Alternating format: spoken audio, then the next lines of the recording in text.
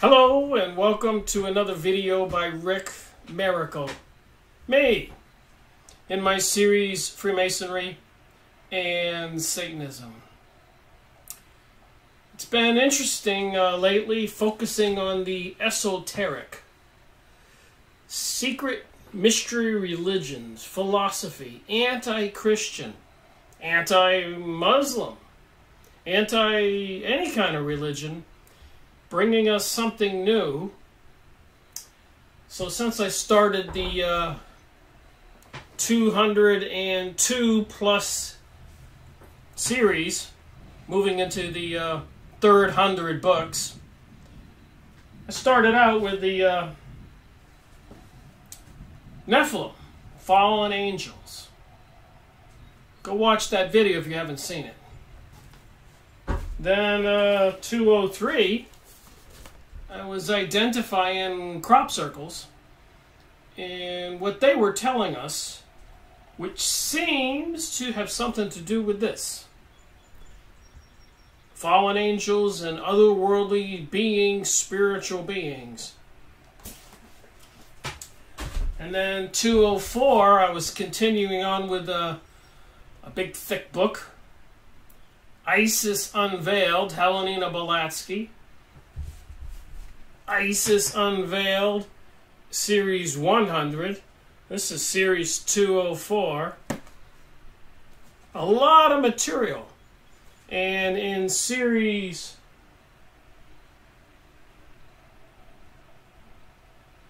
200, I made a video on the memoirs of H P Blavatsky, a couple of videos, where she clearly says in letters to business associates or families that other worldly beings and even living people in India, for example, some kind of masters would leave their body and go to New York or wherever and communicate with her.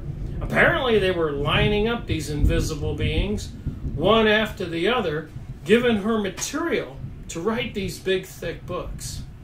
So whether they were spirit beings of deceased persons or spirits of people living in other parts of the world, Tibet, Shambhala, China, India, wherever, part of these mystery lodges, temples, and cults and organizations. So this alone, a person could spend a couple years trying to make videos just on these two books. And then H P Blavatsky's other set, The Secret Doctrine, Series 84, and Series 142, Volume 1, Volume 2. Again, you could spend quite a bit of time trying to figure out what they're trying to tell us. And I'm putting some of it together because this is Series 205 I'm going to make a video on now. An old book. I like collecting old books. And you can see the picture on there, a serpent eating its tail, and the six-pointed star, and the Ankh in the middle. An Ankh is a T with a circle on top. And the circle on top means the serpent. The T means divine. So it means divine serpent. The six-pointed star, of course, is on the Israel flag. And they want to rebuild King Solomon's temple. And King Solomon, thousands of years ago, got his magical powers because of a six-pointed star on his ring. And he could call forth demons, is where he obtained his power. So you got the symbol in the middle, the divine serpent. You got the serpent on the outside, and then you have the something like a swatch sticker in the center of this circle. So when you look at crop circles, we need to pay attention to these, and I did discover another one. So I will have to make another video on the crop circle book right away. But this particular book, A Modern Panarion, Panarion, and practicing how to pronounce that word. Panarion. So what is a Panarion? And this is Helena Blavatsky, the one who, with the aid of invisible beings, created Isis Unveiled and the Secret Doctrine.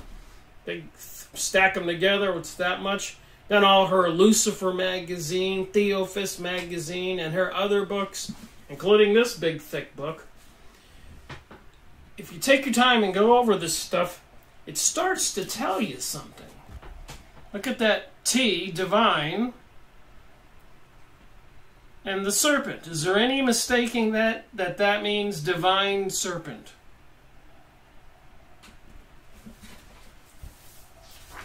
So I've been reading some of this. So the Modern Panarion, a collection of fugitive fragments. And Panarion means a treatise, some papers, some books, some theories, some agreements, a treatise, an explanation. For example, the Catholic Church said that a lot of the other religions, many of them were heresies. They went against the teaching of the church. So when they came up with a heresiology, Christian heresiology, so they came up with a treatise, a document, like legislation, I guess. It's called a Panarion, meaning breadbasket. So all these things that are heresies, all these other religions that they didn't agree with, is where the word Panarion came from. To which the 16th century Latin translations gave the name Adversus Heresis, against heresies, and is the most important works of Epiphanes of Salamis. It was written in Koine Greek beginning in 734 to 735 and issued about 3 years later a treatise on heresies, with its title referring to the text as a stock of remedies to offset the poison of heresies. Now this is pretty important if you think about it. What is the global agenda? Why is it that even the communists in the 1920s and 1930s, when they had congressional hearings and trials, the communists admitted they were going to infiltrate all aspects of society all over the world? And who were the communists? Well, the Bolshevik Jewish people, who after World War I invaded with the assistance of world powers, much to the I should say, how do you say that? Much to the not being aware public. They did it in secret. So they sent some espionage agents into Russia, abducted the Tsar and his family, assassinated them, took over the country. The people probably didn't know what was coming. And that's very important to think about. I've been watching some videos today and yesterday. Alex Jones or the Mike Adams, the health ranger, or some other videos talking about that even in the New York Times, that in the United States, we have what we call a soft revolution taking place. And there were many more videos and people talking about it. I didn't realize it was such an alarm bells going off. But apparently Mike Adams, in his 40-minute video, you can go look this up, a soft revolution is taking place. Apparently the Democrats don't want to accept the fact that Donald Trump was elected president, and the 8 years of the Obama administration and all the actions they were taking towards this rainbow coalition, transgenderism, opening all the borders, movement towards a new world order, global order.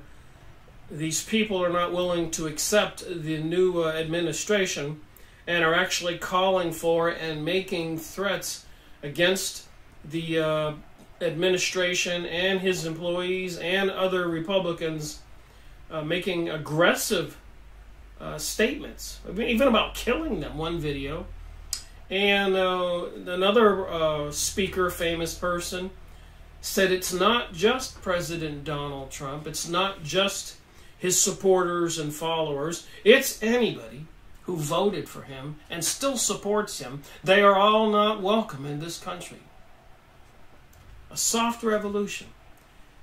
So I'm familiar with the Hegelian dialectic, where whoever this third party is, which we will discuss that in this Panarion, I keep saying it different ways, by H P Blavatsky, author of The Secret Doctrine, ISIS Unveiled, Lucifer Magazine, Theophist Society, a lot of these material that's the foundation of the New Age material.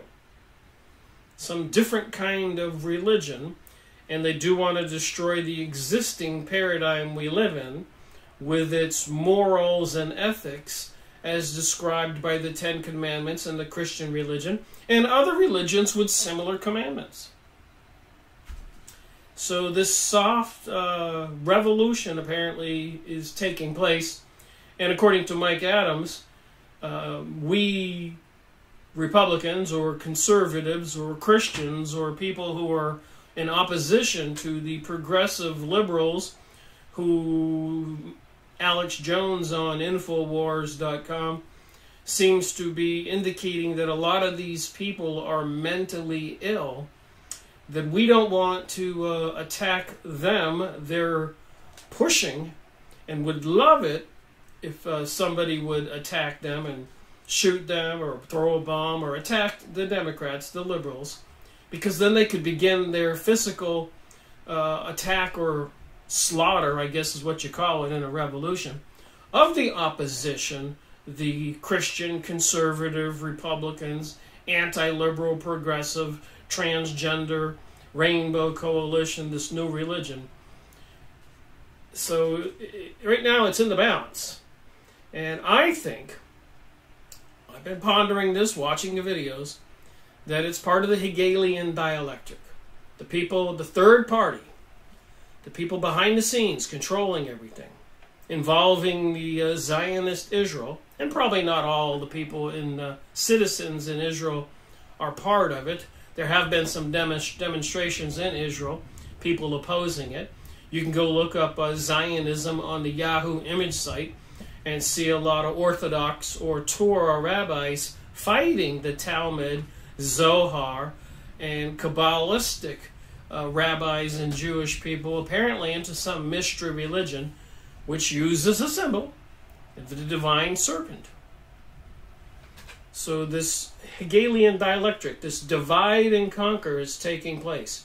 And with 8 years of Obama, President Obama, you know, to me it was very bizarre. Even when he was elected the second time, he said the most two important things of my next 4 years is gay marriage and gun control. And they did lots of things that was seriously bizarre to the rest of us in that arena of an anti-moral, anti-ethical Christian perspective. And I believe it was on purpose. Just think about George Bush earlier in 9/11, where everybody hated George Bush. That's how we got Obama. And then prior to George Bush, we had Clinton, and he was doing some bizarre things, and people could not accept any of that, and that's how we got George Bush, the second George Bush.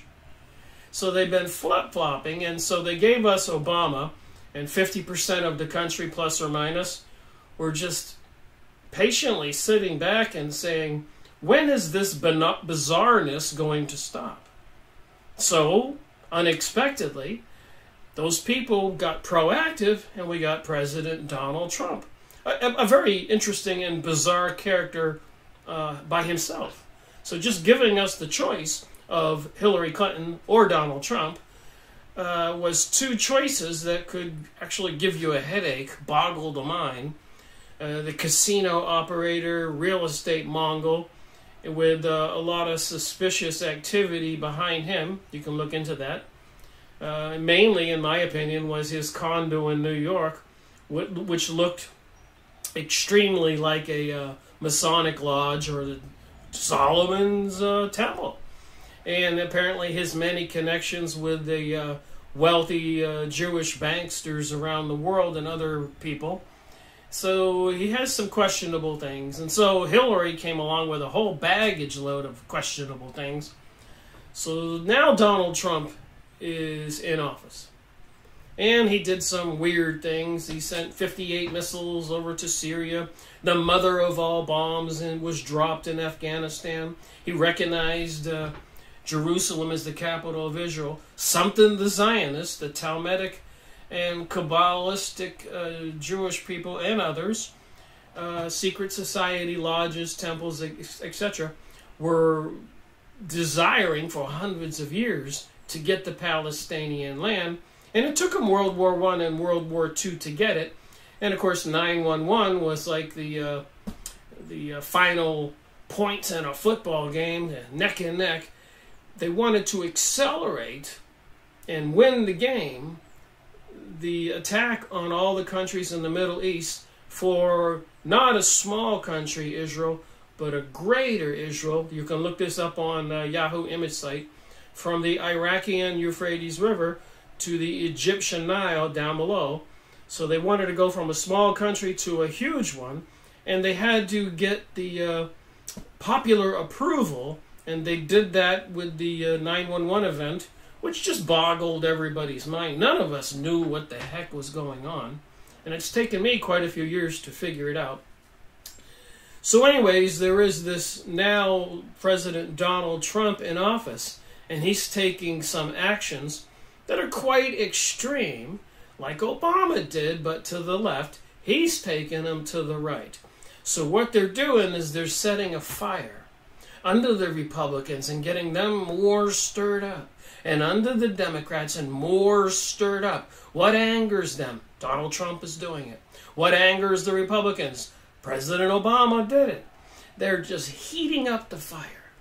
They're desiring this revolution. It could break out tomorrow, today, next week. And so I was listening to Mike Adams, the health ranger, Alex Jones, and other videos on YouTube. You can go look this up. But they're saying we're right on the brink. And this is a worldwide thing. Over there in the countries in Europe, they're putting up vast fences to try to keep all these immigrants from the Middle East, the Arabs, out into these European countries because it's becoming overwhelming.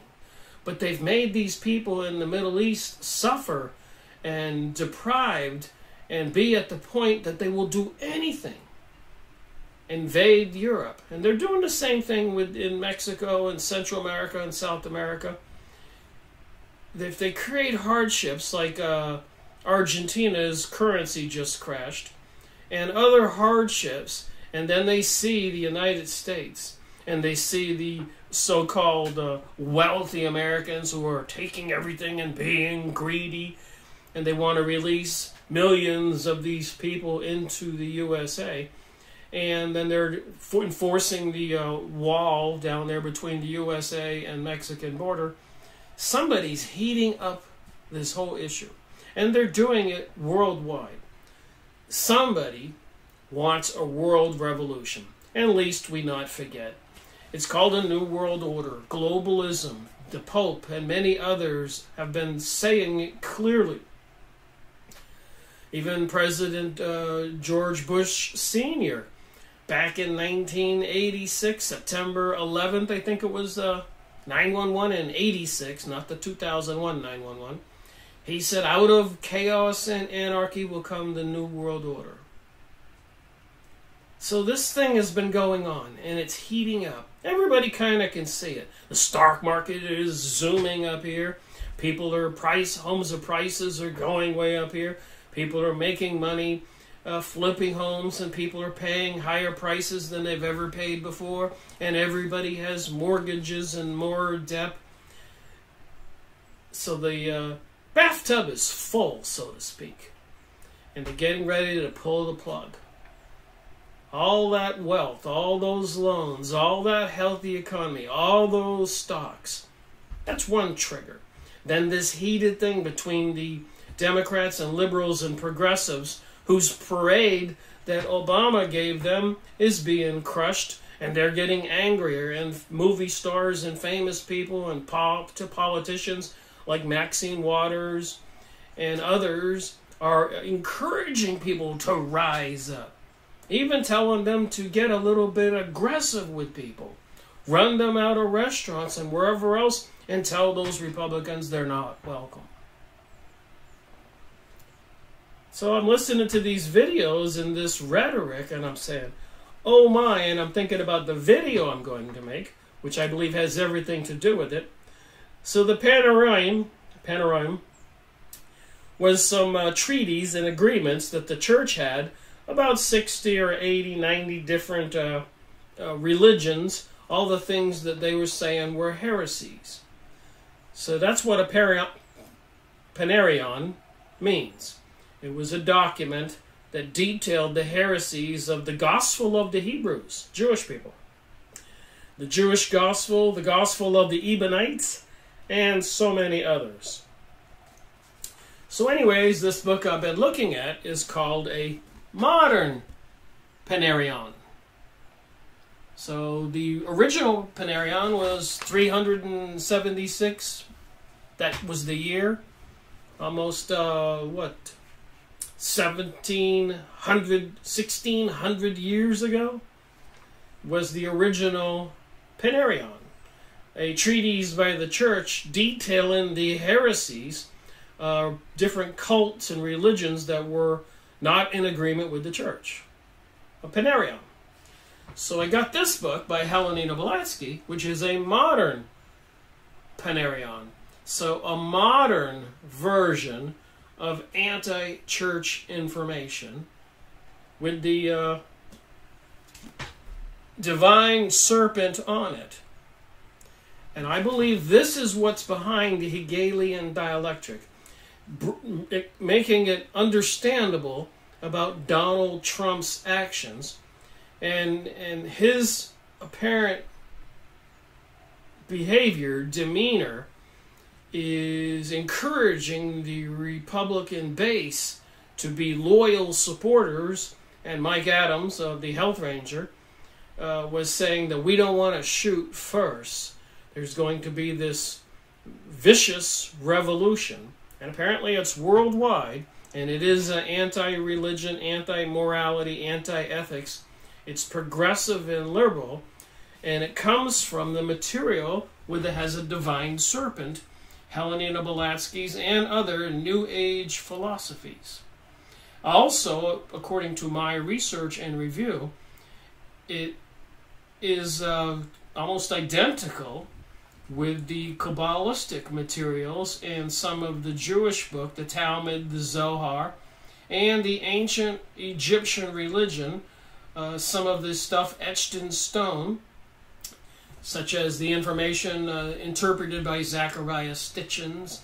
These Anunnaki beings apparently created mankind. And then you have the fallen angel theory, where they found the women fair according to the Bible and created hybrid creatures called the Nephilim. And they were called, the fallen angels were Elohim. And in my last video, I even showed something where they want to have an Elohim embassy, apparently in Israel, to welcome these beings. And it seems to match the symbolism in the crop circles. So I found a couple topics I was going to read about in this book that just might explain something. Because also I am aware, and I've shared this in many videos, from 1840 to 1940, like days before, during World War II. So a 100-year period.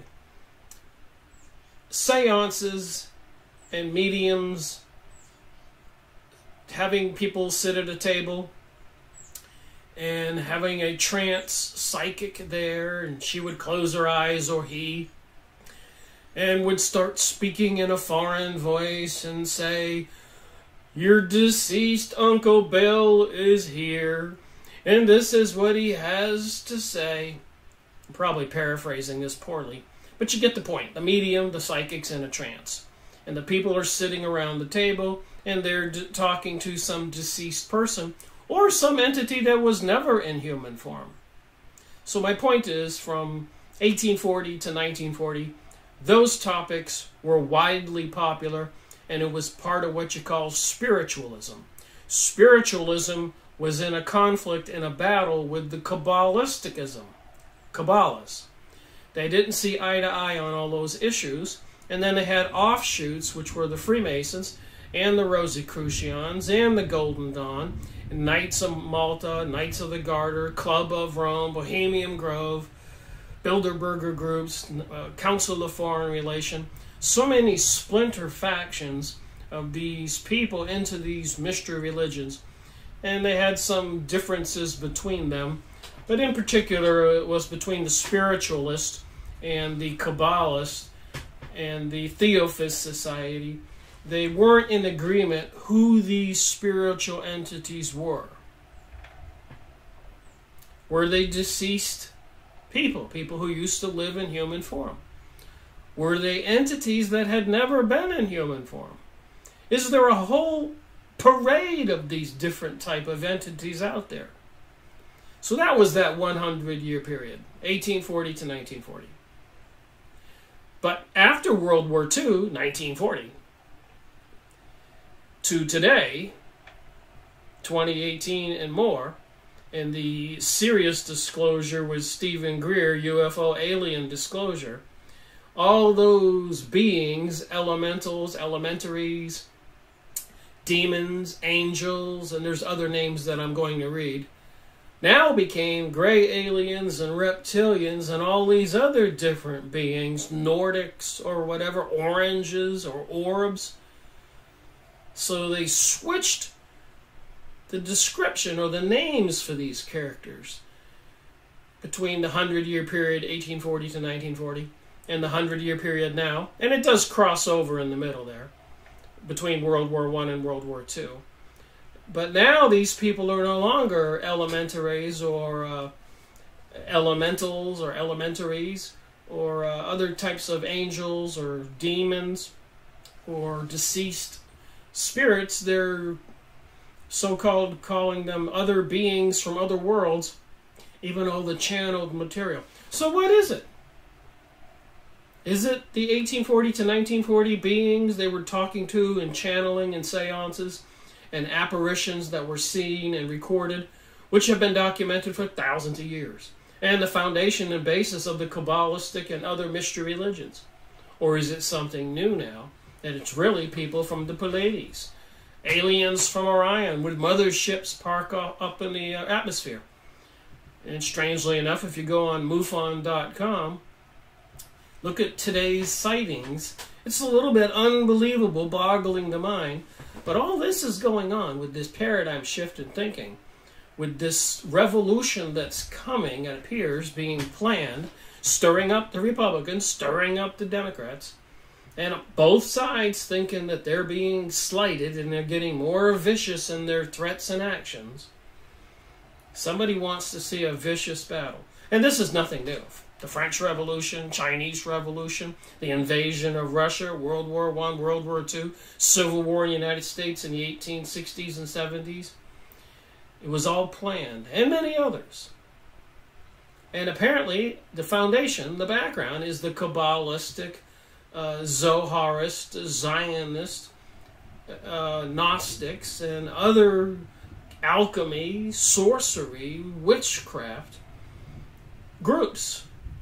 some of the words you can look up: divination, demonology, alchemy, magic, Sefer Hasidim, folklore, magicians, witches, Kabbalah, sorcery. I said that. So let me read from this book, which is called A Modern Panarion, which is, I guess, some new heresy against the church. And clearly, even in the congressional hearings in the 20s and 30s, 1920, 1930s, after World War I, communism was a big issue.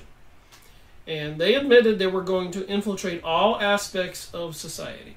And in Helena Blavatsky's material, communist statements, and in the Freemasonic material and other material, and also the Zionist material, all of them are anti-Christian.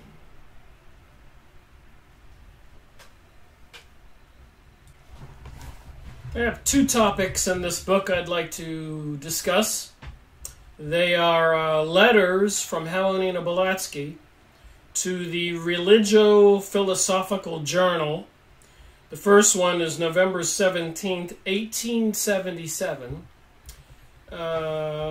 Under the discussion of elementaries.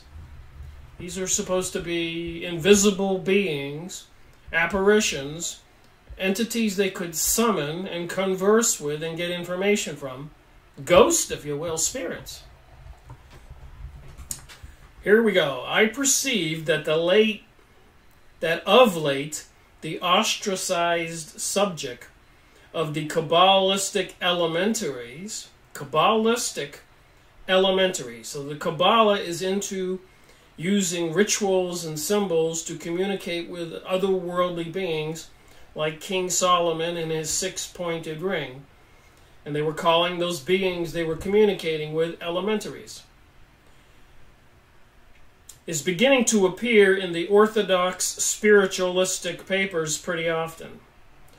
Ostracized subject of the Kabbalistic elementaries is beginning to appear in the orthodox spiritualistic papers pretty often.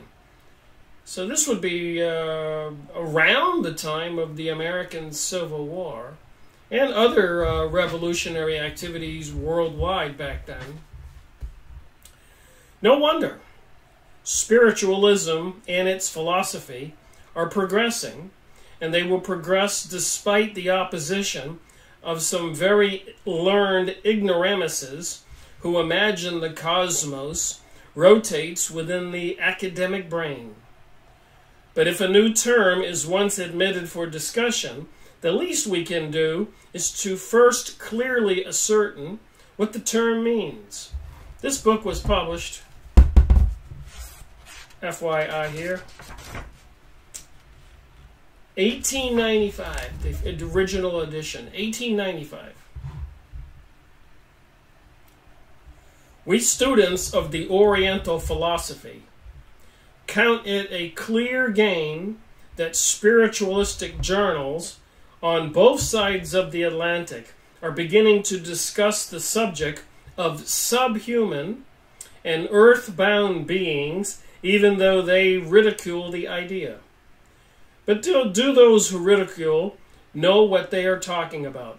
Having never studied the Kabbalistic writers, it is evident to me that they are confounding the elementaries, disembodied, vicious, and earthbound, yet human spirits. Disembodied, that means the human person died, but the spirit was still alive. Disembodied, vicious, and earthbound. For some reason they didn't move off towards heaven or Hades. But yet they are human spirits, and they're confusing that with the elementals, or nature spirits.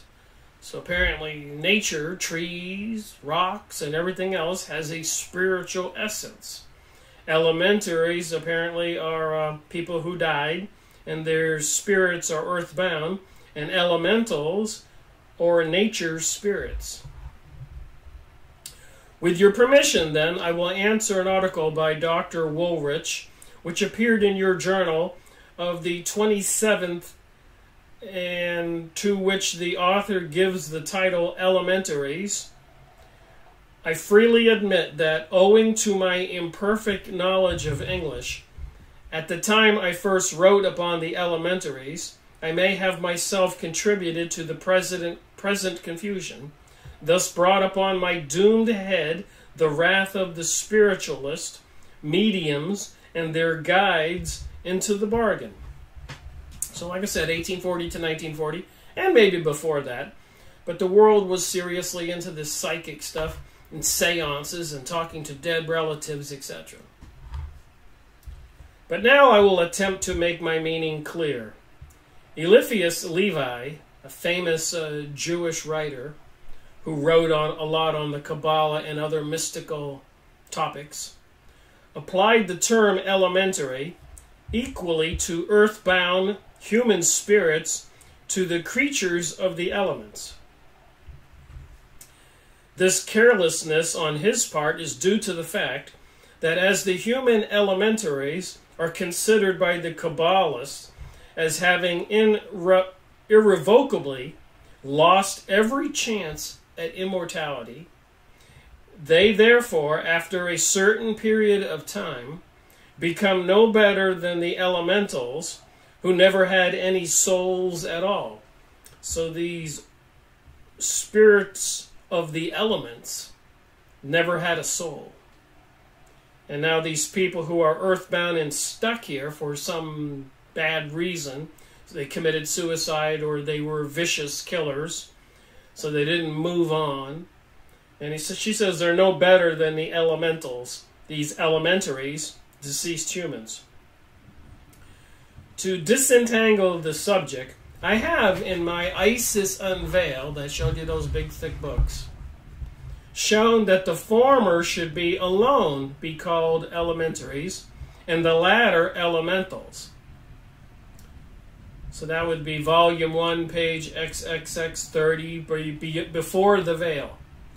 Dr. Woolrich, in imitation of Herbert Spencer, attempts to explain the existence of a popular belief in natural spirits, demons, and mythological deities as an effort of the imagination untutored by science and wrought upon by misunderstood natural phenomenon. He attributes the legendary Sifs, Undines, and salamanders, and gnomes, Gnomes, so these different kinds of beings, Sifs, Sylphs, Undines, Undines, and salamanders, 4 great families, she says, which include numberless subdivisions to mere fancy, going, however, to the extreme of affirming that by long practice one can acquire. So apparently there's these many other beings and the numberless subdivision of these spiritual entities. Everything from gnomes, salamanders, sylphs, undines. That power which disembodied spirits have of materializing apparitions by the will. So these disembodied spirits have the power to become visible because of their will. Granted that disembodied spirits have sometimes that power, but if disembodied, why not embodied spirits also? So in other words, why can't people like me that's alive, if I became a guru in India, could I go into a yoga trance and leave my body and go visit somebody like H P Blavatsky and say that I'm a master here to teach you stuff? And of course I've gone over book reviews, Tim Reifat and David Morehouse and others, on the government's now involvement in remote viewing. So the words and the descriptions change, but the activity's the same. So why not embodied spirits also, i.e. a yet living person who has become an adept in occultism, through study. So somebody who is initiated into the occult can learn how to leave their body. According to Dr. Woolrich's theory, an embodied spirit or magician can create only subjectivity, or to quote his words. So let me see what he's going to say here. He is in the habit of summoning, that is, bringing up to his imagination, his familiar spirits, which, having responded to his will, he considers as real existences. Okay, now back to Helena Blavatsky. I will not stop to inquire for the proofs of this assertion, for it would only lead to an endless discussion. If many thousands of spiritualists in Europe and America have seen materialized objective forms which assured them that they were spirits of once living persons, millions of Eastern people throughout the past ages have seen the hierophants of the temples, so these people that belong to these temples, masters, monks, yogis, whatever you want to call them, the past ages have seen the hierophants of the temples, and even now see them in India without being in the least mediums, also evoking objective and tangible forms which display no pretension to being the souls of disembodied men. So again, these gurus or whatever in India and the world could leave their body and visit other people. And they were living men.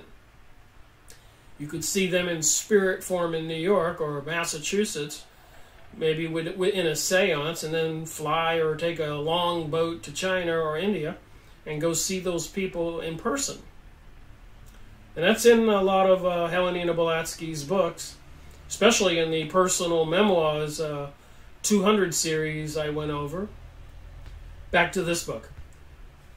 But I will only remark that, though subjective and invisible to others, as Dr. Woolrich tells us, these forms are palpable, hence objective to the clairvoyant. No scientist has yet mastered the mysteries or even the physical sciences significantly to enable him to contradict with anything like the plausible or incontrovertible proofs. The assumption that because the clairvoyant sees a form remaining subjective to others, this form is nevertheless neither a hallucination nor a fat fiction of the imagination.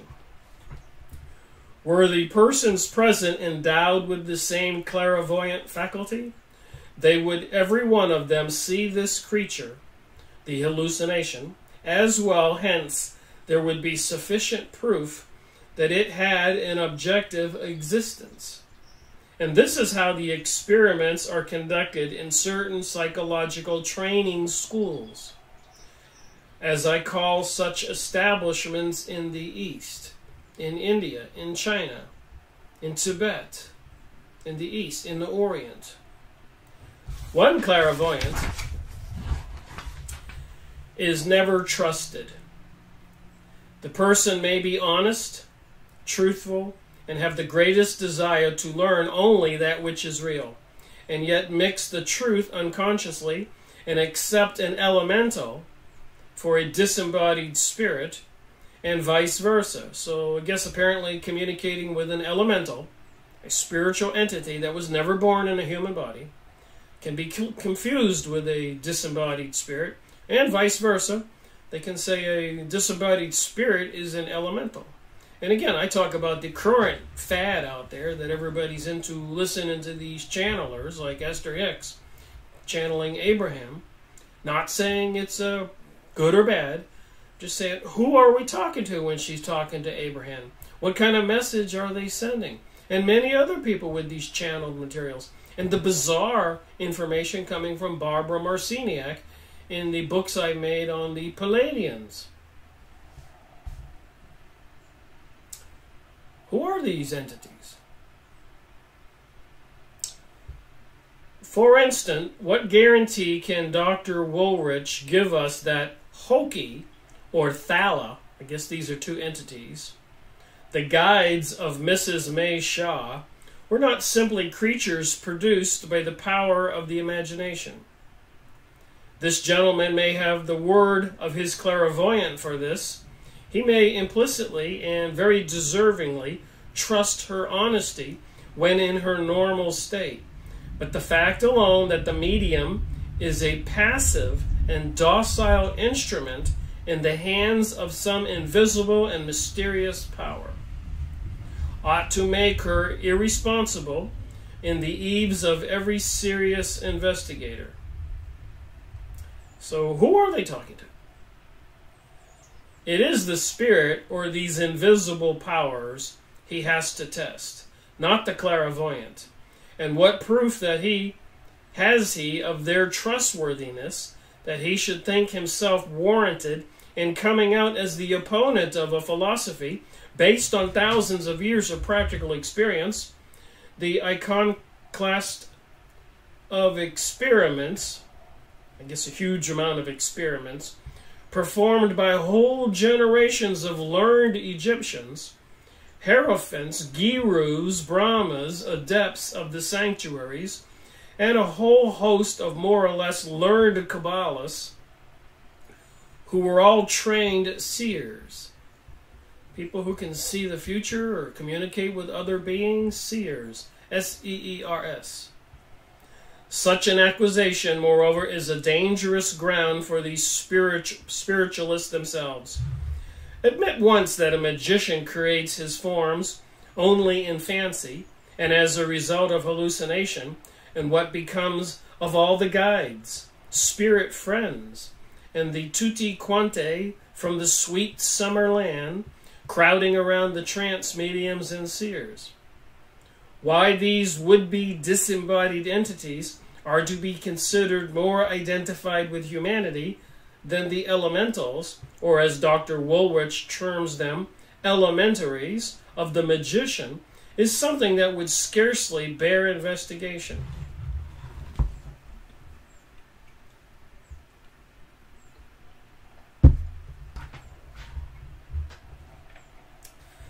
From the standpoint of certain Buddhist schools, your correspondents may be right.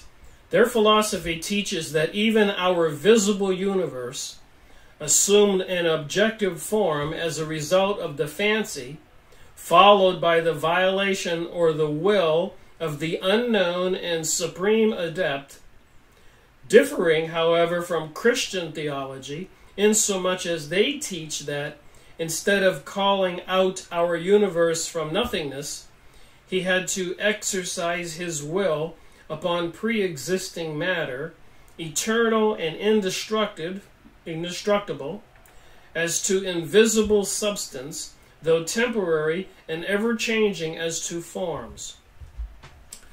So, of course, the Bible says that God created everything in 6 days and rested on the seventh, and the teachings from the Kabbalah and other mystery religions say that it was a lot longer creation, and it wasn't creating something out of nothing. It was just changing the different forms of the matter.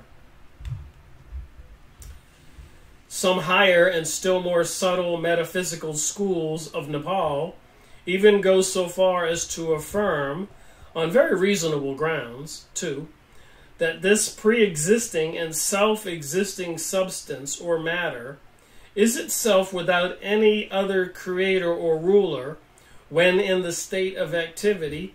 It is praviti, a universal creating principle. When latent and passive, they call this first force niraviti. Praraviti in the state of activity, and when it's latent, it's niraviti. As for something eternal and infinite, for that which had neither beginning nor end, there can be neither past nor future. But everything that was and will be is, therefore, there never was an action, and even thought, however simple, that it is not impressed in imperishable records on this substance, called by the Buddhist Shabbavet, by the Kabbalist astral light. As in a faithful mirror, this light reflects every image, and no human imagination could see anything outside that which exists impressed somewhere on the eternal substance. To imagine that a human brain can conceive of anything that was never conceived of before by the universal brain is a fallacy and a conceited presumption. At best, the former can catch now and then a stray glimpse of the eternal thought. After this has assumed some objective form, either in the world of the invisible or visible universe. Hence the unanimous testimony of trained seers, psychics, goes to prove that there are such creatures as elementals, and that though the elementaries have been at some time human spirits, they, having lost every connection with the pure, immortal world, must be recognized by some special term which would draw a distinct line of demarcation between them and the true and genuine disembodied souls which have henceforth to remain immortal. So apparently they could channel or communicate with these earthbound, vicious, disembodied souls, and also people who had apparently lost their right to an immortal soul. But then there's also people who have deceased, who did not lose their immortal soul, that apparently genuine psychics can communicate with them also. And then also was the elementals, which are nature spirits who have never been human before. And all these other beings I mentioned earlier, gnomes and salamanders and the other two. Just saying, this is what they teach in this book. And now they want us to believe it's gray aliens and aliens from the Pleiades and aliens from Orion and aliens from the Galactic Federation.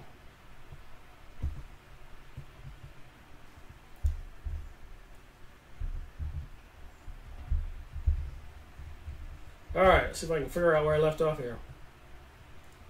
To the Kabbalists and the Adepts, especially in India, the difference between the two is all important, and their tutored minds will never allow them to mistake the one for the other.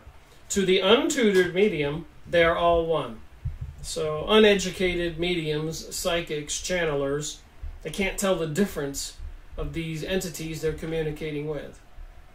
So when Lee Carroll is communicating with Cryon, and published all those books, I've made a video on one of his books, and Jane Roberts is channeling Seth, and so many others, who are they channeling? Or the raw material, you can go look on your computer, RA material.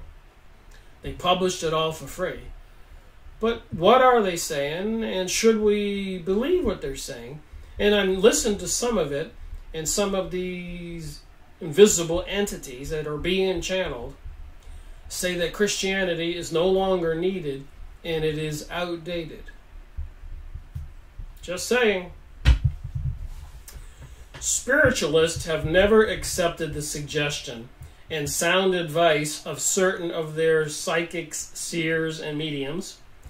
They have regarded Dr. Peebles, Guaranese with indifference.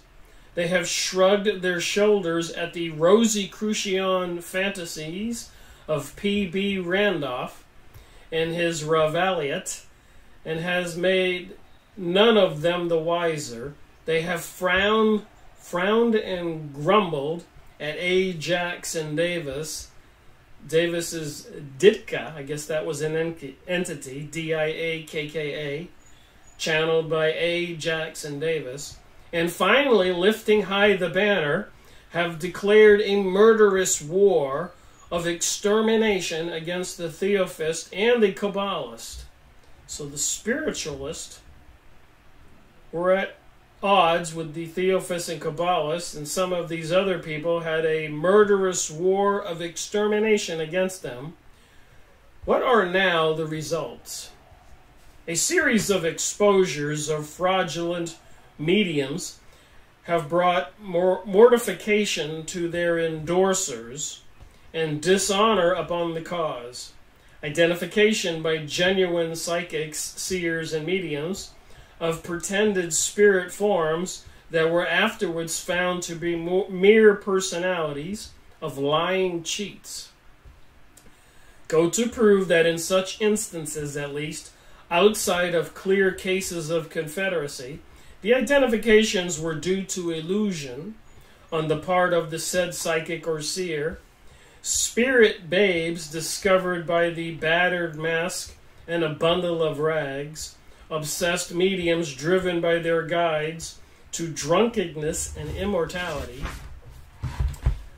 of conduct, the practices of free love endorsed and even prompted by alleged immortal spirits.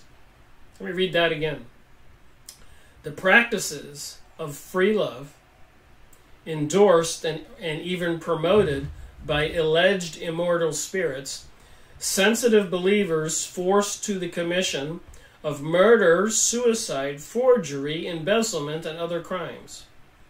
The over-credulous led to waste their substance in foolish investments, and in the search after hidden treasures, mediums fostering ruinous speculations in stocks, free levities parted from their wives in search of other female affinities, 2 continents flooded with the vilest slander, spoken and sometimes printed by the mediums against other mediums, incubi and succubi, entertained as returning angel husbands or wives, mountebanks and jugglers protected by scientists and the clergy, and gathering large audiences to witness imitations of the phenomena of cabinets, the reality of which genuine mediums themselves and the spirits are powerless to vindicate by giving the necessity test conditions. Seances still held in the Stygian darkness, wherever genuine phenomenon can readily be mistaken for the false, and false for the real. Mediums left helpless by their angel guides, tried, convicted, and sent to prison, and no attempt made to save them from their faith by those, if they are spirits, having power of controlling mortal affairs, ought to have enlisted the sympathy of the heavenly host on behalf of their mediums, and in the face of such crying injustice. So apparently she's saying a lot of these mediums and psychics and channelers were actually channeling some entities, angel guides, but they were accused of forgery, fabrication, thrown in prison, and Helena Blavatsky's wondering why these angel guides did not come to their aid if they can interfere with the goings-on in the mortal world. Other faithful spiritualistic lecturers and mediums broken down in health and left unsupportable by those calling themselves their patrons and protectors. Such are some of the features of the present situation. The black spots of what ought to become the grandest and noblest of all religious philosophies, freely thrown by the unbelievers and the materialists into the teeth of every spiritualist. No intelligent person of the latter class need go outside of his own personal experience to find examples like the above. Spiritualism has not progressed and is not progressing and will not progress until its facts are viewed in the light of Oriental philosophy. Thus, Mr. Editor, your esteemed correspondent, Dr. Woolrich, may be found guilty of erroneous proposition in the concluding sentence of his article. He says, so this is Dr. Woolrich in an article, I know not whether I have succeeded in proving the elementary a myth. but at least I hope I have thrown some more light on the subject of some to the readers of the journal. Okay, so back to Helena Blavatsky. To this I would answer, he has not proved at all the elementary a myth, since the elementaries are, with few exceptions, the earth-bound guides and the spirits in which he believes, together with every other spiritualist. Number 2, instead of throwing light upon the subject, the doctor has but darkened it the more. Number 3, such explanations and careless exposures do the greatest harm to the future of spiritualism, and greater serve to retard its progress by teaching its adherents that they have nothing more to learn. Sincerely hoping that I have not trespassed too much on the columns of your esteemed journal, allow me to sign myself, dear sir, yours respectively, H P Blavatsky, corresponding secretary of the Theosophist Society, New York. So here I am reading this. The argument here is between the spiritualist and apparently the Kabbalist into the Oriental philosophy of India, China, the Buddhist, Tibet. And the thing is, these entities, these psychics and mediums are communicating with, seers. It could be an elementary, a nature spirit, never was a human. An elementary, a vicious, discarnated soul that lost its mortality and is earthbound and decomposing and about to disappear. Or it could be some guru or yogi in the alive in India, leaving his body, communicating with these people telepathically and able to visualize them, materialize themselves like a phantom. Or it could be somebody that was alive who was in the immortal world, heaven or hell, and able to somehow communicate. And a myriad, unlimited number of other types of sub-beings out there in the ether. So when you put this into perspective, and somebody goes, well, you don't want to believe in Jesus. You don't want to be Christian. You don't want to believe Muhammad was a prophet for the Arabs in the Muslim religion, or the entities in the Buddhist or the Hindus. Or do you? It doesn't make all that belief in Christianity, and it makes it plausible, not implausible. I would rather read the Bible and see what Jesus said, who was crucified and rose from the dead, in such a more civilized manner, and the treatment of the Pharisees and the Jewish elites over there, who Jesus was threatening their power. And even those people back then were expecting a prophet, a Messiah. And apparently one showed up, Jesus. But they rejected him. And history probably has to be rewritten. And that's part of this mind control, brainwashing, new paradigm they're trying to bring us, and create haters out of Christians and other good people. And with this stuff going on, with all this soft revolutionary activity and talk going on right now, that I talked about at the beginning of this video, with Mike Adams, the Health Ranger, or Alex Jones on InfoWar, or others. There's many of them. We'll go look into it. But you got to ask yourself, why are they doing this? Why, for example, I did look up this one thing. It's kind of important. Anti-migrant border fence up as Balkans crisis. So over there in the Balkans, this is happening all over the world. Anti-migrant border fence goes up as the Balkan crisis. The Balkan crisis reignites. Montenegro is making plans for a fence along its border in Albania, as the migrant crisis in the Balkans heats up again. Migrants and human traffickers are forging new pipelines through the Balkan Peninsula to the European Union after the primary route exploited by hundreds of thousands. And what else here? European migrant crisis. What countries have built border fences? New iron curtains, where the fences are going up across Europe to keep the Macedonia is the latest country. Beyond the iron fence, why? Hungary's anti-migrant fence will. So Serbia shocked by Hungary's plans to build border fence. Austria to build border fence, angering Germany. European migrant crisis. And then, of course, here in the United States, we got this soft revolution, and they need to feed in these foreigners into the United States. According to Mike Adams and other people, maybe 100 million people, 200 million people, and they're going to side with the Democrats. So somebody really is trying to stir the pot. And it's going on all over the world.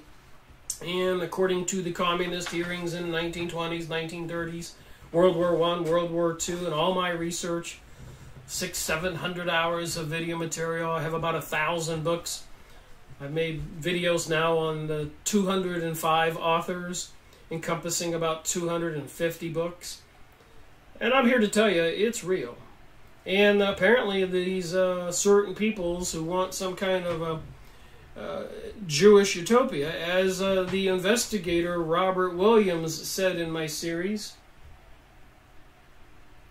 67, 3 2-hour videos, he found a book in a Texas library called The Jewish Utopia that only special people could sign out. And he was a retired intelligence officer for the USA military, and he wrote the book, The Ultimate World Order. So I've made hundreds of videos on these topics, about closing on 500 videos, so 400 of them would be on these topics, many of them 2 hours. And it's real. And they want to stir up sentiment with the Republicans and the Democrats, and they're increasing the anger. People are just beside themselves. I know people who just can't accept President Donald Trump and the efforts by Obama turned backwards. And just like when Obama was president, many of the Republicans, I'm registered independent, I used to be Republican, but George Bush Jr. turned me away from that. But it was just boggled the mind to think that we would have to have Hillary or Donald Trump, considering their past. But if you say things like that, they're going to call you a hater.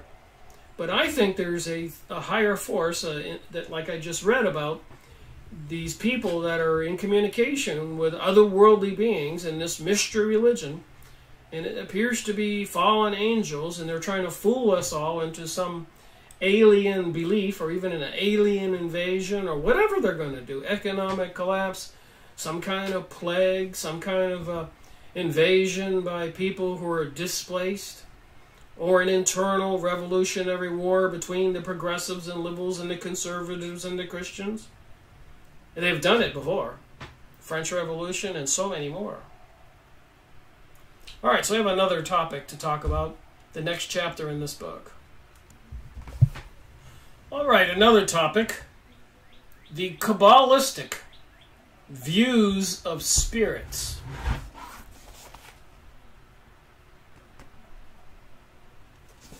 Now, this is important. In the Encyclopedia Judaica, here's the new ones I have here. So I haven't got all 20 of these. And this is the 2006 edition. But I have all of the ones from the 1973. But they said historically the Kabbalah has been the part of the Jewish culture. And there's a lot of very interesting topics in there. From divination, folklore, sorcery, demonology, alchemy, magic, and so much more. Demons. In the Encyclopedia Judaica, I've been reading it. I was watching another Harry Hubbard video. Unbelievable, you look up those topics. So the people were into these mystery religions, into the Kabbalah, and it includes the topics of divination, sorcery, demonology, alchemy, magic, folklore, and so much more, witchcraft, magicians, throughout history. And it does appear that they want to rebuild King Solomon's temple, and it appears they're on the winning edge right now, even with President Donald Trump recognizing Jerusalem as Israel's capital. And apparently Israel had a hand in 911, Israel Mossad, the intelligence agency. So there are things going on, and apparently they want a global revolution, and apparently it's going to be between the folks into the sorcery, Kabbalistic philosophy, religion, liberal, progressive, do as thou wilt, Aleister Crowley, series 23 in my series, versus the Christians and other religious people, like they tried to do in France in 1798 when they had the French Revolution. They tried to destroy Christianity. They wanted to eliminate it completely. So this battle's going on, and in the United States, apparently it's going to be a 50-50.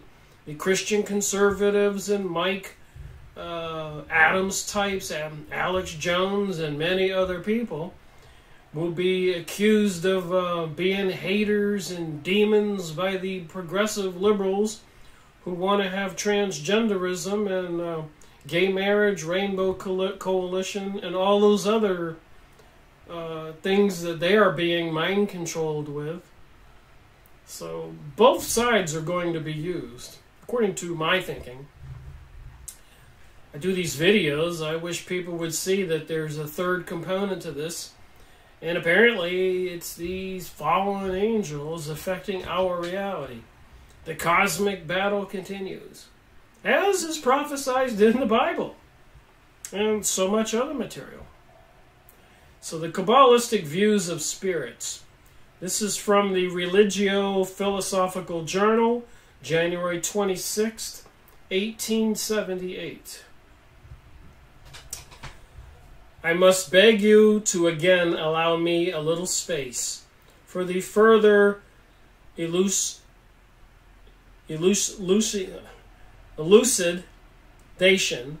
of a very important question.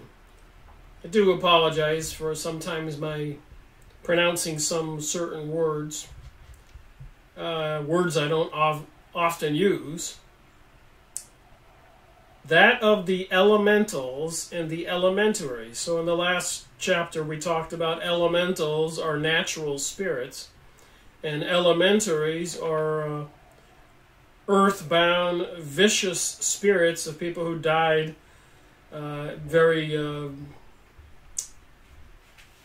they were murdered or committed suicide. It is a misfortune that our European languages do not contain a nomenclature expressive of the various grades and conditions of spiritual beings.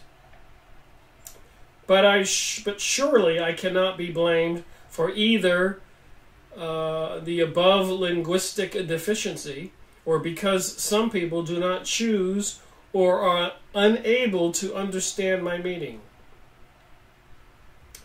I cannot too often repeat that in this matter I claim no originality.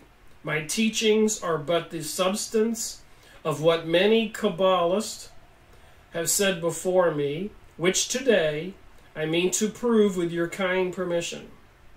I am accused of turning somersaults, of jumping from one idea to another. The defendant pleads not guilty. Of coining not only words but philosophies out of the depths of my consciousness, defendant enters the same plea, not guilty. Of having repeatedly asserted that intelligent spirits, other than those who have passed through an earth experience in a human body, were concerned in the manifestations known as the phenomena of spiritualism. And she says that's true. And the defendant repeats the assertion. So having repeatedly asserted that intelligent spirits, other than those who have passed through an earth experience in a human body, were concerned in the manifestations known as the phenomenon of spiritualism. So apparently there are other intelligence spirits out there, beings, who have never been human. Of having advanced in my bold and unwarranted theories beyond the great Eliphas Levi himself, indeed, were I to go even as far as he, see his Science des Esprits, science of the spirits, I guess, I would deny that a single so-called spiritual manifestation is more than hallucination, produced by soulless elementals, whom he calls elementaries. There's a book called Rituals de la Honte Magi. So some of these words are in French. I am asked, what proof is there of the existence of elementals? In my turn, I will inquire, what proof is there of dikkas, D-I-A-K-K-A-S, some kind of beings, guides, bands, and controls, and yet these terms are all current among spiritualists. So they have these beings they're communicating with that are called dikkas, guides, bands, and controls. So they take over a psychic or medium's body. The unanimous testimony of innumerable observers and competent experimenters furnish the proof. If spiritualists cannot or will not go to those countries where they are living, and these proofs are accessible, so apparently she's saying these entities that do communicate with the mediums and psychics, some of them are live gurus or people over there in the Middle East. And all you have to do is take a long boat to China and you can go see these people who are alive that they were communicating with in spiritual communications. They at least have no right to give the lie direct to those who have seen both the adepts and the proofs. And Helena Blavatsky did go to India and apparently met face-to-face with some of these masters she was in communication with. I think she finally moved there, never to return to the United States again. She was from Russia. And I believe, according to what I was reading recently, she was all or part Mongolian descent, and that would be above China. And was it the Mongolians that gave us Genghis Khan and his hordes of warriors who terrorized the whole known world a couple thousand years ago, viciously killing so many people and saying he was doing it as punishment from God. Genghis Khan. Just a little fact. My witnesses are living men teaching and exemplifying the philosophy of the hoary ages. Theirs and these very guides and controls, who up to the present time are at best hypothetical and whose assertions have been repeatedly found by spiritualists themselves contradictory and false.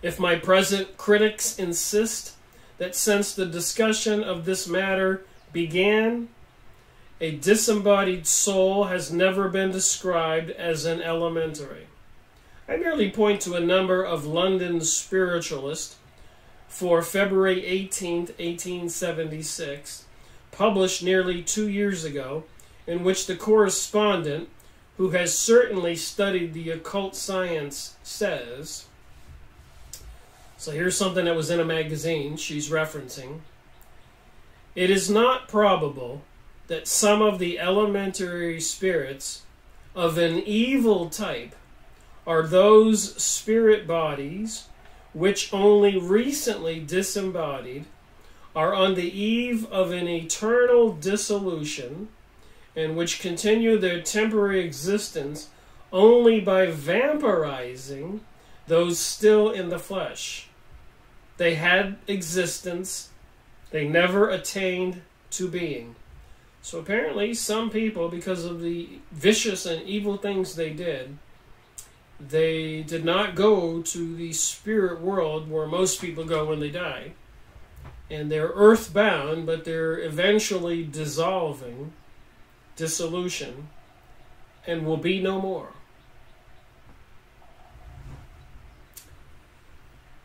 Note two things: that human elementaries are recognized as existing apart from the gnomes, sylphs, undines, and salamanders, beings purely elemental, and the annihilation of the soul is regarded as potential. The annihilation of the soul, your soul, my soul, is regarded as potential. I'm going to hold this book up so you can see the spelling and everything on this page. It's underlined.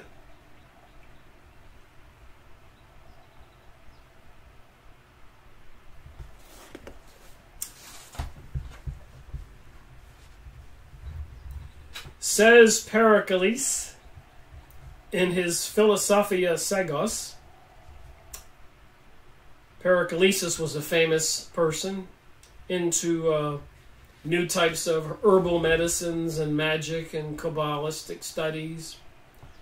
We'll look at his material. Here's one I was reading today.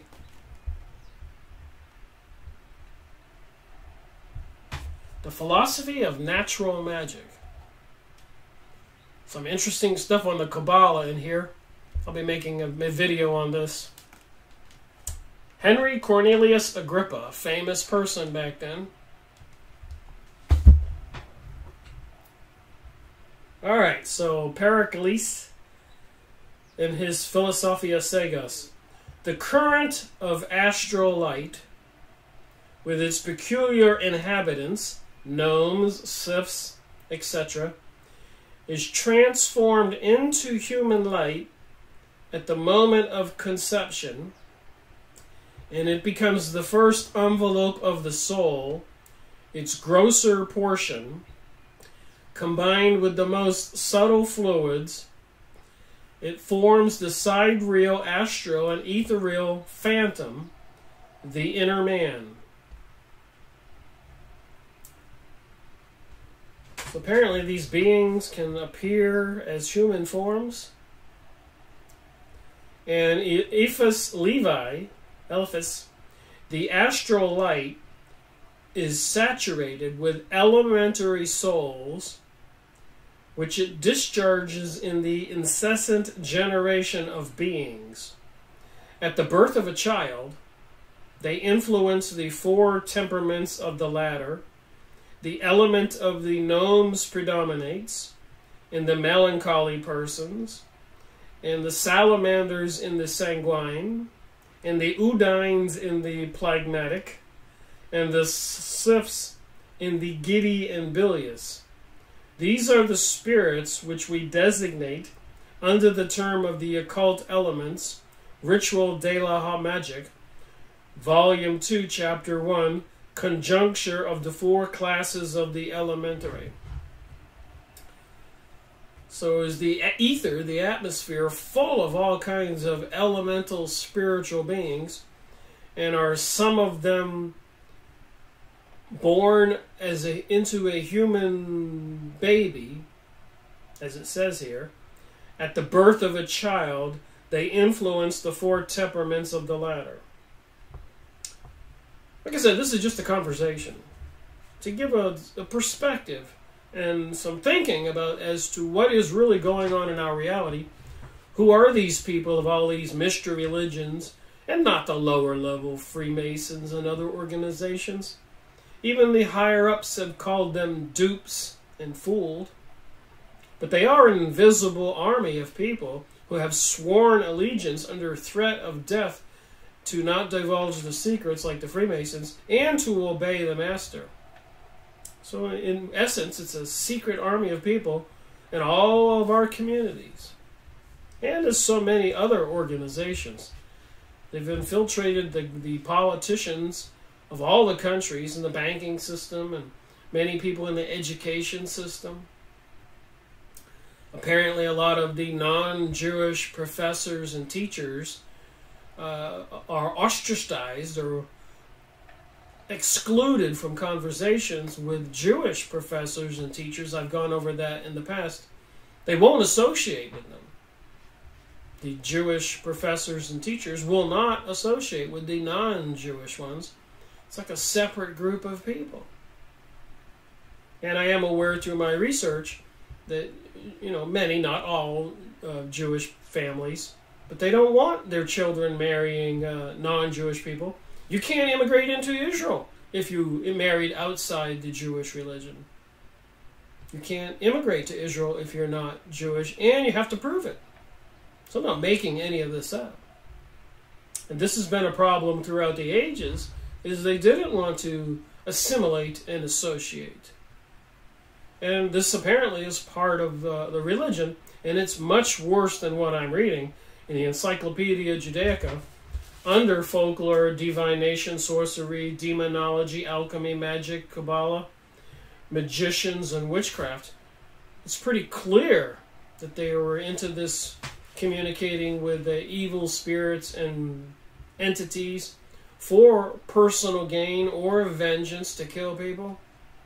That's what it says. To get wealth.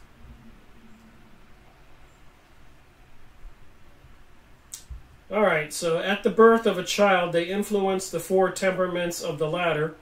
And remember, this is the Kabbalistic view of the spirits. And the Encyclopedia Judaica says the Kabbalah is the part of the culture, historically, of the Jewish peoples and their religion. And, of course, they rejected Jesus as a Messiah, had him crucified, and Jesus rose from the dead, and so much more. And then the different disciples wrote a lot of letters they call books, which are part of the New Testament. And the Old Testament is all the goings-on before Jesus, and there's some interesting material there involving King Solomon and so much more, the Ark of the Covenant, some kind of essence or intelligence in that box with the cherubim on top.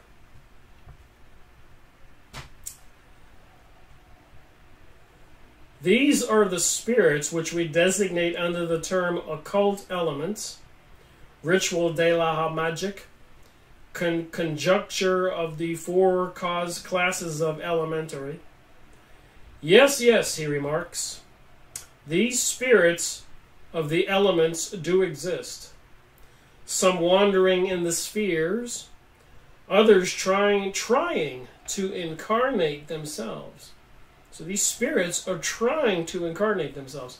And in my series on Rabbi Marvin Antelman's books, Volume 1, Volume 2, To Eliminate the Opate, where Hitler and his cult kidnapped a gypsy man in Munich, Germany. I've read from the book, Rabbi Marvin Antelman, and had a ritual where they sacrificed the young gypsy man with a young girl of the cult on an adjoining altar to bring forth some being to impregnate the woman to create a super race of beings. And now when I read this, it makes more sense. You can call these beings into existence, and apparently even gray aliens and reptilians, shapeshifters, or coming through walls into reality and disappearing is part of the UFOlogy material. These two rows of books above me, this one and this one, all the way across, those are all UFO alien books. And I made videos on those books, and I will continue to do so. I'm going to turn over every rock to try to figure out WTH, what the heck is going on? Why do they want a global order? Why are they microchipping children? Why are they dumping chemicals in the sky? Putting up HARP transmitters, microwave, and even sonic transmitters, blast of energy, pulsed off the ionosphere over your city or my city, altering the weather, maybe causing earthquakes, directed energy, laser beams.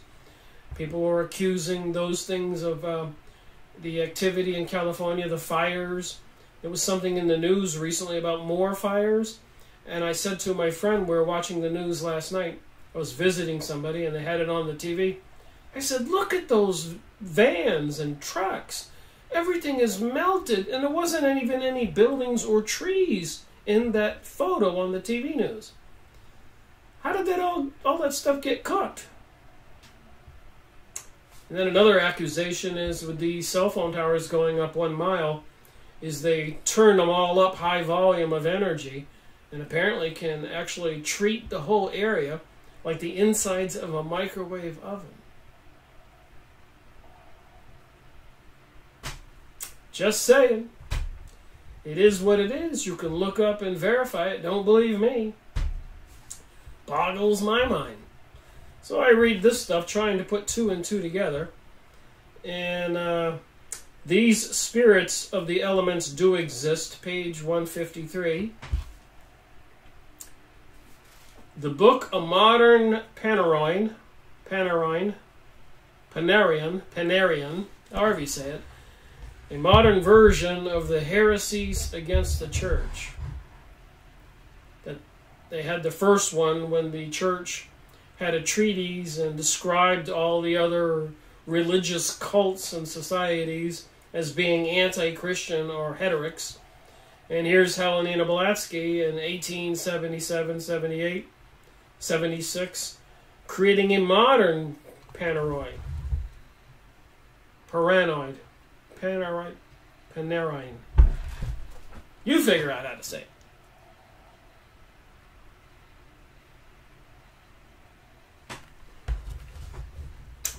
A treatise on heretic teachings. And Helena Blavatsky calls her book that. A modern one.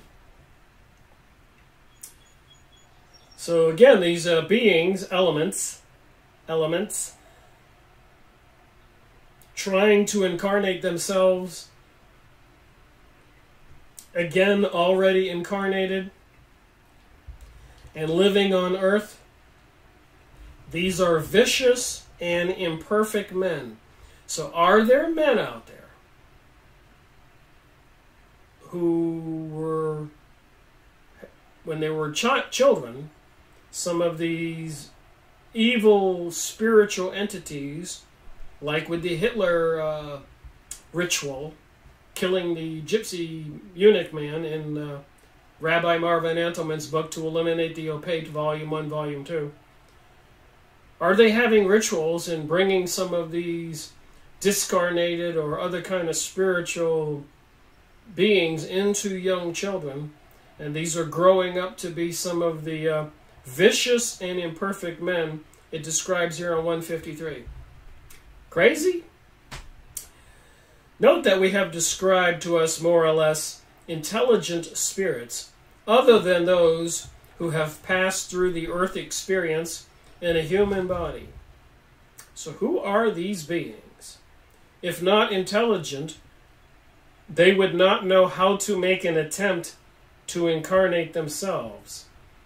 Fallen angel wanting to get into a human body? Oh my, who's going to be the Antichrist? And how many of the people now that are behind this global world order are incarnated humans with these beings who were never human before?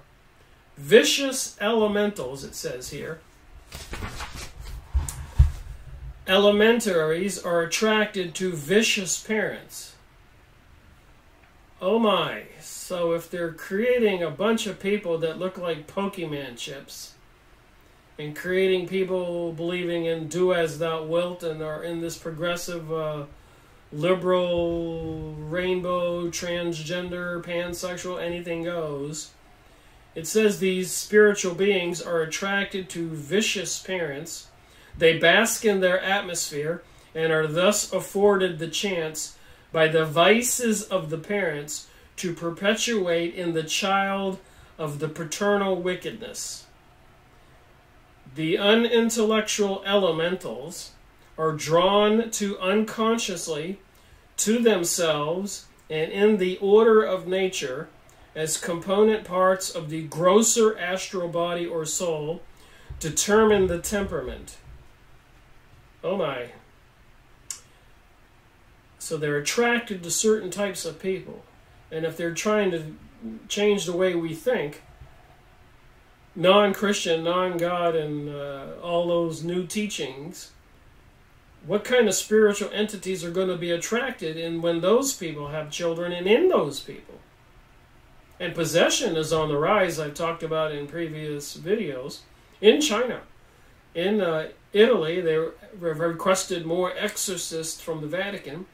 Apparently in Ireland, recently I discovered, a couple years ago, apparently there was an increase in possession with teenage or college grade girls, Ohio and many other places, playing with Ouija boards and into this occult stuff.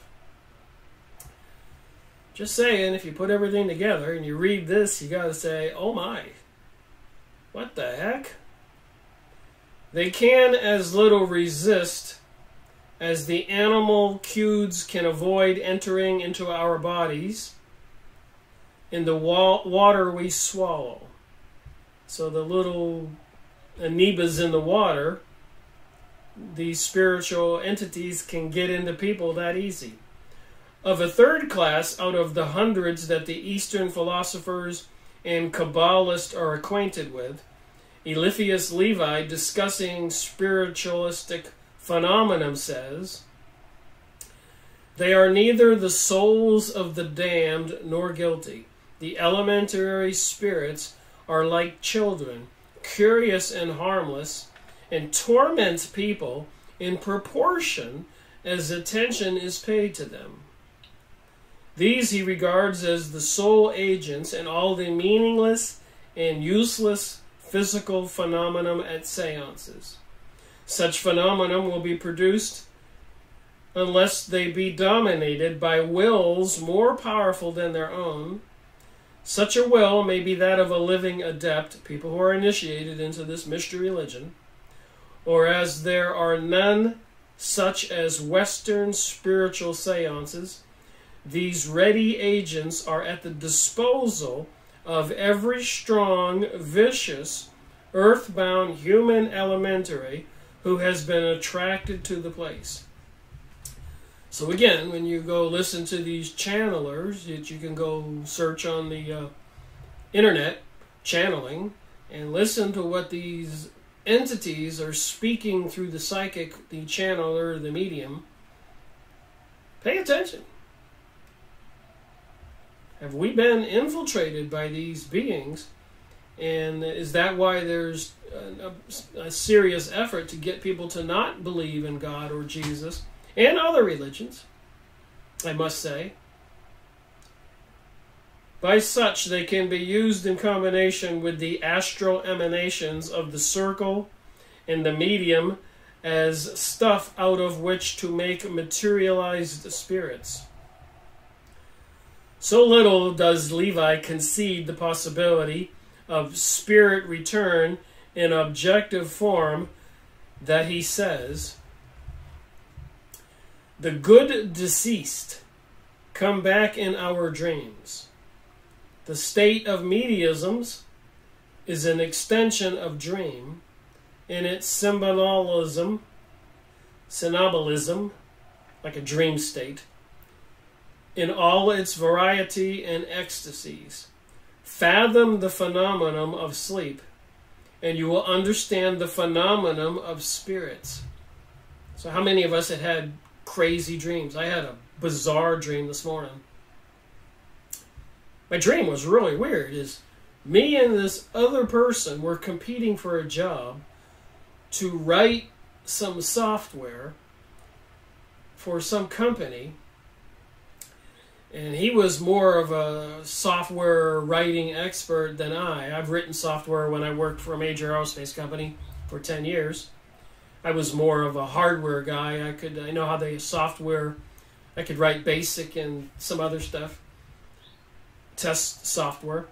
But in the dream, me and this person were competing for the job, and it was finally determined that we were a good team.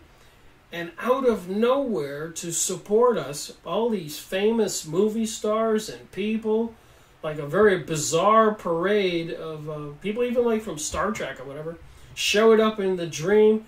And the people who hired us said, "What is this?" And we said, "Well, this is our army of assistants. They're here to help us." And I told my girlfriend this morning, I said, "Wow, what does that even mean?"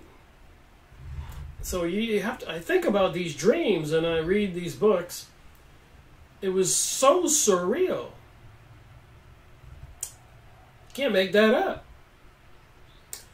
According to one of the great dogmas of the Kabbalah, the soul despoils itself in order to ascend, and thus would have to reclothe itself in matter to descend.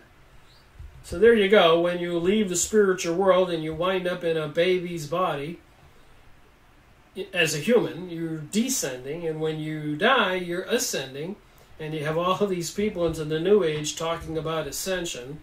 The whole planet Earth ascending. Are they planning on killing everybody?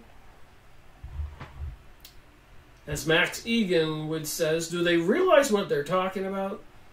They were spiritual beings, and now they're physical beings, and they're talking about ascending. That means they have to go back into the spiritual world. I think it's a gift we're on this planet. But I think there needs to be some discernment, and that may be part of why we're here, is to get soul growth, is to make decisions. And apparently 50% of the people are aligning with the, and not all Democrats, of course, but are aligning with the liberal, progressive, and freak show you see out there against the conservative, religious Republicans, and not all of them. A lot of them seem to be into the dark material. Just saying. There is but one way for a spirit already liberated to manifest himself objectively on earth. He must get back into his body and resurrect. This is quite another thing from hiding under the table or a hat. Necromancy, or the evocation of materialized spirits, is horrible. And if you go with Stephen Greer of Serious Disclosure, he sends me emails, and they get groups of people to go to the beach or some park, do invocations, evoking some kind of entities to appear. It constitutes a crime against nature. We have admitted in our former works the possibility of vampirism, and even undertaken to explain it. So part of the vampirism is the spiritual entities can materialize if they can get their hands on some fresh spilled blood. Would that be why they sacrifice people? The phenomenon now actually occurring in America and Europe unquestionably belong to the fearful malady. The mediums do not, it is true, eat the flesh of corpse, like one Sergeant Bertrain, but they breathe in throughout their whole nervous organism the phosphoric emanations of petrified corpses, or spectral light. They are not vampires, but they evoke vampires. For this reason, they are nearly all debilitated and sick. So apparently a lot of the mediums and psychic get debilitated and sick and go mad or become alcoholics. They get driven crazy because the entities that appear are sucking some of the resources out of their body. They call plasma. And then when the phantom disappears, you can take your finger like a Ghostbusters movie, and there's supposed to be some of that plasma on the clothes or the table. Henry Corinth was the most learned Kabbalist and the greatest authority among medieval occultists. I do want to finish this chapter, so I may run over my 2 hours a little bit. So this Henry Corinth was a most learned Kabbalist and the greatest authority among medieval occultists. He gives in one of the clavics in his Amphius Spicana Eterna, I guess a document or a book, illustrative engravings of the 4 great classes of elementary spirits as they presented themselves during an evocation of ceremonial magic before the eyes of the Magnus, when after passing the threshold, he lifted the veil of Isis. I've talked about that. It was even a crop circle of a circle with wings representing Isis, or this mystery religion. He lifted the veil of Isis. In describing them, Corinth collaborates Eliphas Levi. He tells us they are disembodied, vicious men who have parted with their divine spirits and become elementaries. They are so termed because attracted by the earthly atmosphere and surrounded by the earth's elements. Here Corinth applies the term elementary to doomed human souls, while Levi uses it, as we have seen, to designate another class of the same great family, gnomes, sylphs, undines, etc., salamanders, subhuman entities. I have before me a manuscript intended originally for publication, but withheld for various reasons. The author signs himself Zeus, and is a Kabbalist of more than 25 years standing. This experienced occultist, zealous devotee of Corinth, expounding the doctrine of the latter, also says the Kabbalists divided the spirits of the elements into 4 classes corresponding to the 4 temperaments in men. It is charged against me as a heinous offense that some men lose their souls and are annihilated. But this last named authority, Zeus, is equally culpable, for he says, all right, this is this guy, Corinth. They, the Kabbalists, taught that man's spirit descended from the great ocean of spirit, and is therefore per se pure and divine. But its soul, or capsule, through the allegorical fall of Adam, became contaminated with the world of darkness, or the world of Satan, evil, in which it must be purified before it could ascend again to celestial happiness. Suppose a drop of water enclosed within a capsule remains whole, the drop of water remains isolated, break the envelope, and the drop becomes part of the ocean. Its individual existence has ceased. So it is with the spirit. So long as its ray is enclosed in the plastic mediator, or soul, it has the individual existence. Destroy this capsule. The astral man then becomes an elementary. This destruction may occur from the consequences of sin in the most depraved and vicious, and the spirit returns back to its original abode. The individualization of man has ceased. So what if they do cause a worldwide revolution, getting the Republicans to really believe that all the Democrats are insane and mad and need to be murdered? Or they convince all the Democrats that the Republicans are all evil haters and need to be murdered. I guess a lot of people's souls are going to be going to the bad place. Or destroyed.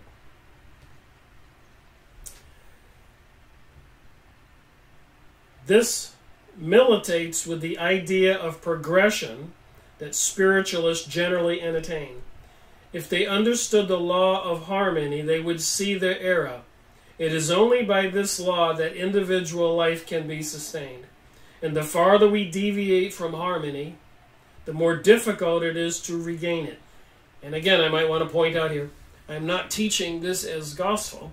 I'm getting into what Helena Blavatsky was writing and preaching, if you will, and these other people, so I can figure out WTH, what the heck is going on in our world? Why during the 1920s and 30s and so much more, 1798 French Revolution, have there been efforts to destroy the Christian religion?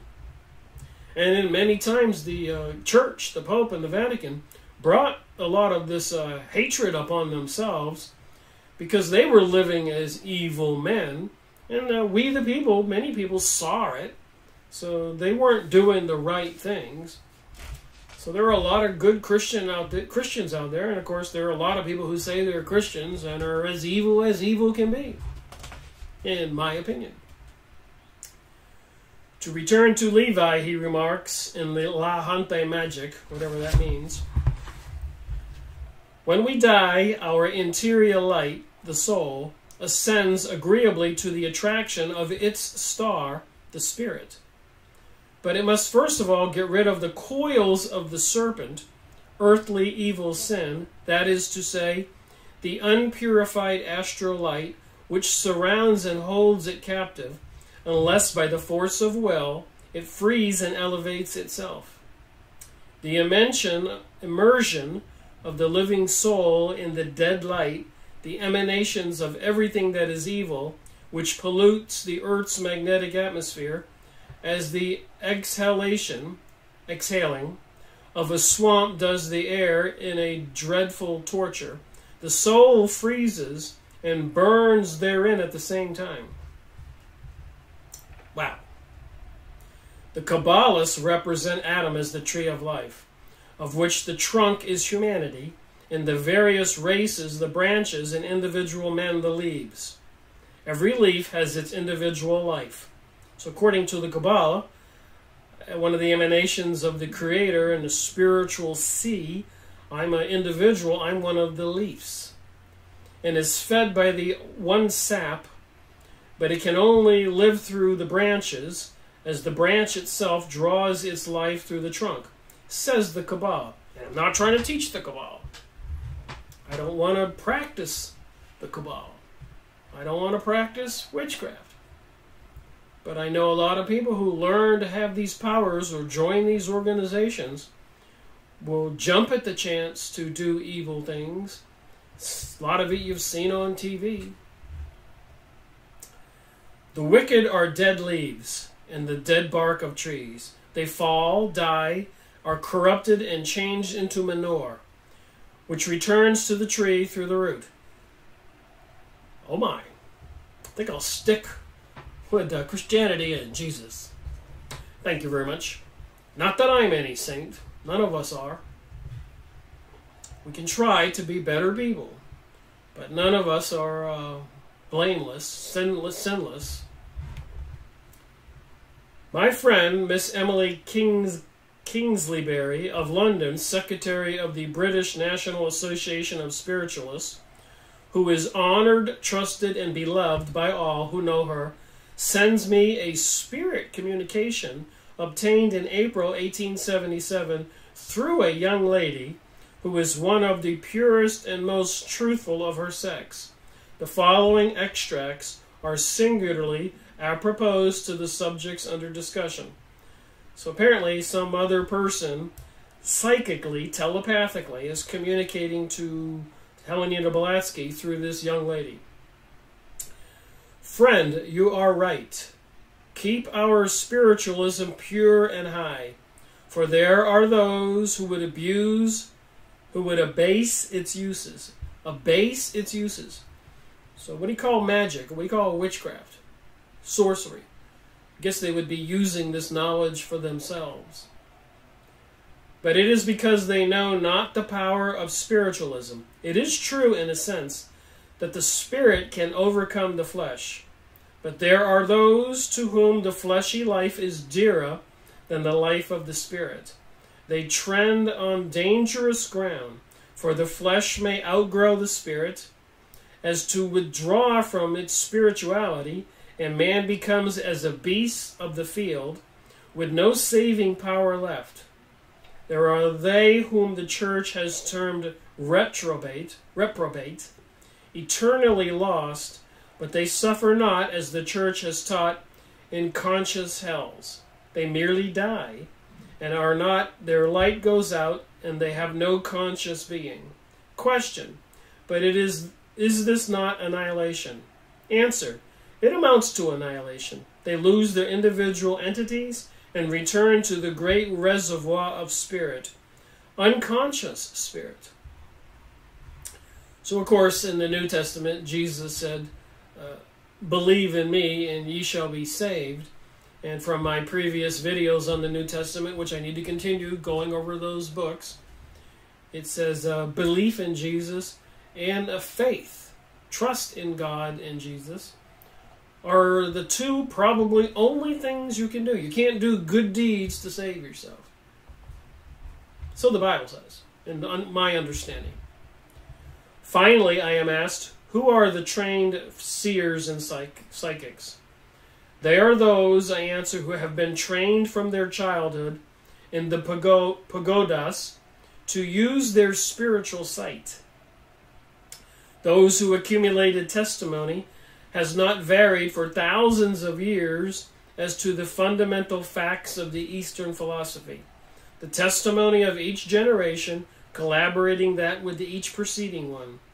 Are these to be trusted more or less than the communication of bands, each of whom contradicts the other as completely as the various religious sects, which are ready to cut each other's throats, and of the mediums, even the best whom are ignorant of their own nature, and the unsubjected to the wise direction and restraint of the adepts in the psychological science? No comprehensible idea of nature can be obtained except by applying the law of harmony and analogy in the spiritual as well as in the physical world. The law of harmony. I don't care if you're a Democrat or a Republican. I think we would all like to have harmony. As one man once said many years ago, why can't we all just get along? And I think there's some evil forces that don't want us to get along. It says here, as above, so below, is the old Hermetic axiom. If spiritualists would apply this to the subject of their own researches, they would see the philosophical necessity of there being in the world of spirit, as well as in the world of matter, a law of the survival of the fittest. Respectfully, H P Blavatsky. So I don't agree with all that's in here, but it is what is in this letter, and it does help throw a little light on the fact, what are we to believe? Is Christianity outdated? The commandment that Jesus added to the 10 Commandments, call it commandment number 11, look it up. Thou art to love one another as you love yourself. So we're to treat each other like equals and good. That's what Jesus taught. I can't see anything wrong with that. And of course it says here in this material, it's the survival of the fittest. I don't agree with that. And I think the people who are vying for a global world order are after power and control, like the book, The Jewish Utopia, series number 67, written by Robert Williams when he discovered the Jewish Utopia book in a Texas library that not just anybody could get access to, and he was a retired intelligence officer. And so many of the other books I've reviewed, over here 200 on this wall. So what do you think? And what about this soft revolution that seems to be underway that could spark into something vicious tomorrow? And who will be the winner? If all the people that are fighting the liberals and progressives, if they all join with the police and the military and get their guns and slaughter all those liberal progressives?